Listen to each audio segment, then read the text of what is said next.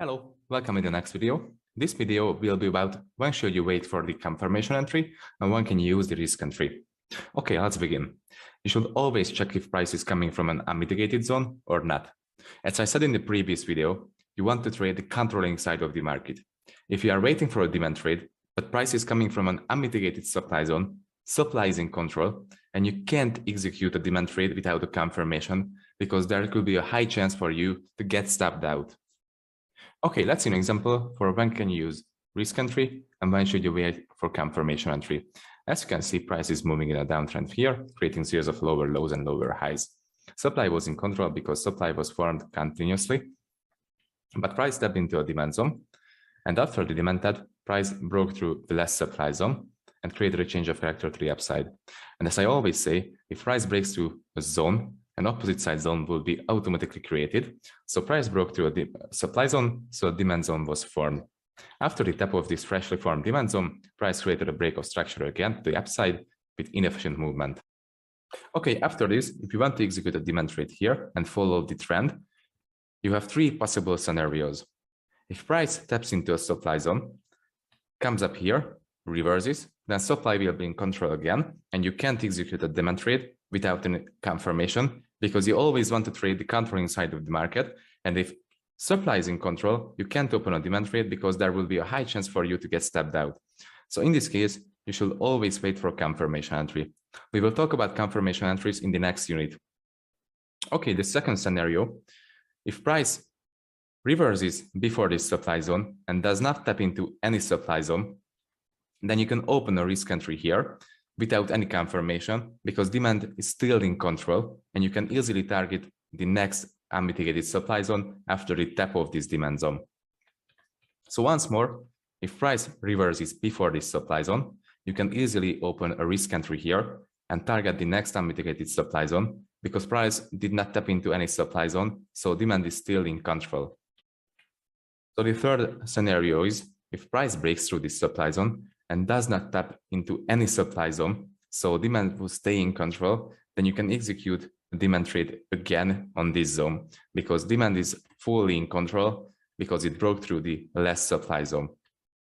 So these are the three possible scenarios.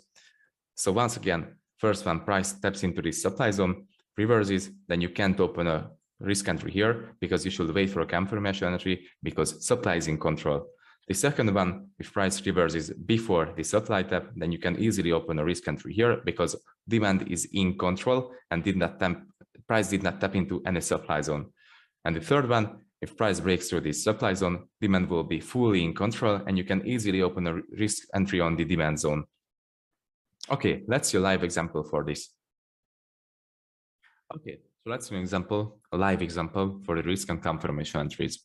So as you can see, price was moving in an uptrend, creating a series of higher highs and higher lows, higher highs, higher lows. And in an uptrend, price will form demand zones.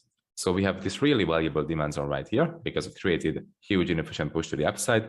This inefficient push created a break of structure and swept some liquidity from this region and created liquidity here just above the zone. After this, price did a pullback here. And after the pullback, it created a break of structure to the upside again from this demand zone, but actually I refined this zone on the 5-minute chart because we are currently on the 15-minute chart, but we'll talk about refinements in the next video.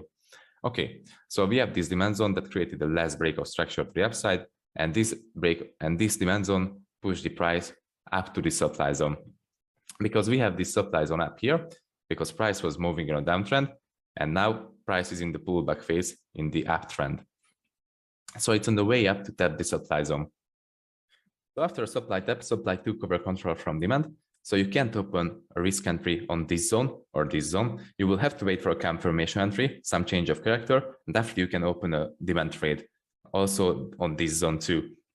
So let's see what happens. Price reacted on this supply zone, as you can see, strong rejection. So supply is in control. If price breaks through this zone, supply will be fully in control because it broke through the last demand zone. So after a zone breaks, an opposite side zone will be created. So if this demand breaks, supply zone will be created. Let's see what happens. Very strong momentum. As you can see, price broke through this demand zone. So a supply zone has been created. And this supply zone,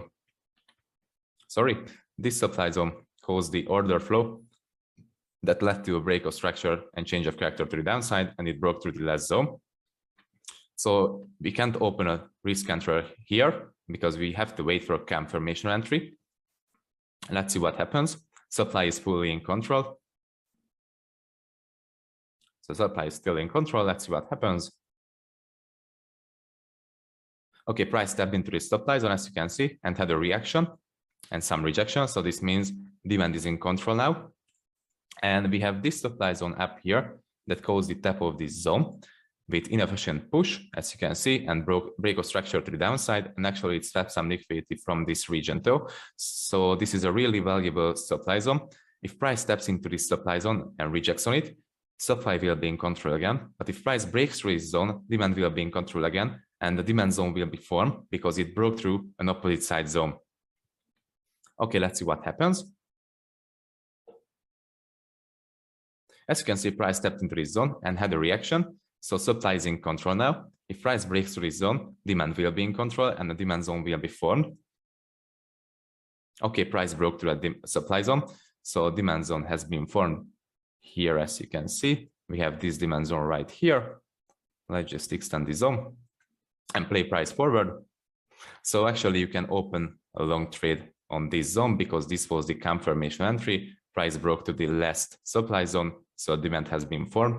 So a confirmation entry has been happened, and we can target the next unmitigated supply zone, as I said. So this will be our target point. Let's see what happens.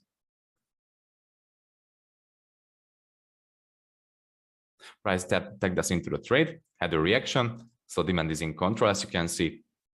Price reacting strongly on this demand zone.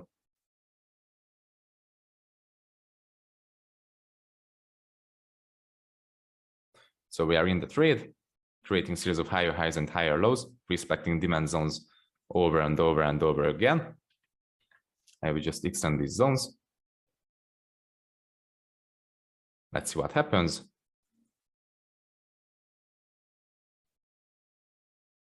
TP hit. So as you can see, this is how can we use the risk and confirmation entries, knowing the fact who's in control for our advantage.